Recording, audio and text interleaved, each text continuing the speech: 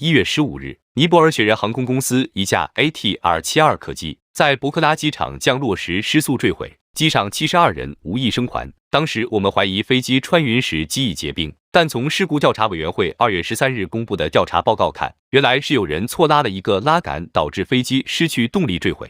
本期我们就回到博克拉机场来还原这起离奇的空难。这是珠峰南坡大本营的唯一机场，坐落于博克拉河谷中，四面环山。今年1月1日启用了中国修建的新机场，并将隔壁的旧机场废弃。新机场的主跑道从东向西起降，磁方位角为300度，因此叫30跑道。也可从西向东起降，就是磁方位角120度的12跑道。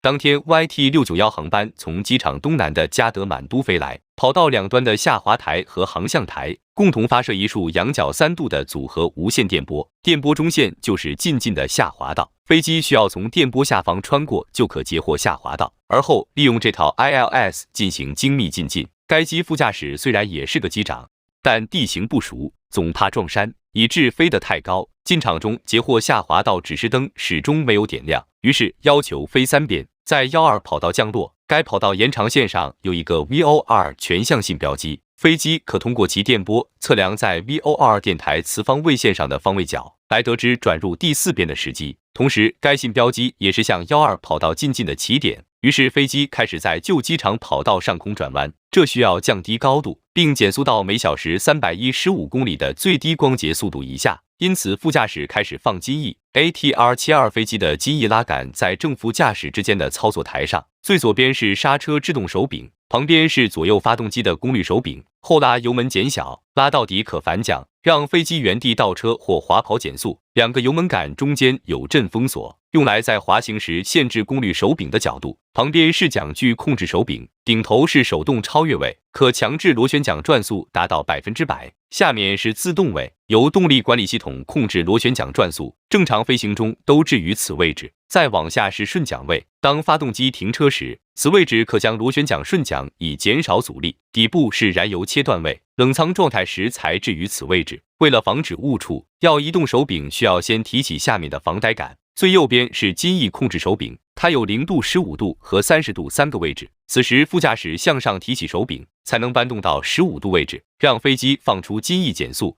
这时飞机正转弯对正跑道，由自动驾驶仪控制精密进近。机翼放下15秒后，飞机离地高度220米。副驾驶关闭自动驾驶仪，开始手动进近。这时他需要将机翼放到30度，以便能减速到每小时222公里的最后进近速度。结果他顺手就提起2个桨距手柄的防呆杆，并利索地搬到顺桨位。飞机的动力管理计算机感到莫名其妙，但它只能将螺旋桨转速 MP 降低到25%。此时空转的螺旋桨扭矩降低到0。过了20多秒，机组发现飞机低于下滑道，场高只有150米。低头一看，发现机翼还是15度，于是赶紧搬到30度。这下飞机阻力大增，失速警报骤然响起。机组莫名其妙中又低头一看，发现双发顺桨，于是又赶紧推回自动位。但飞机已深度失速，警报声、抖杆声大作，一头扎进跑道前的大坑里。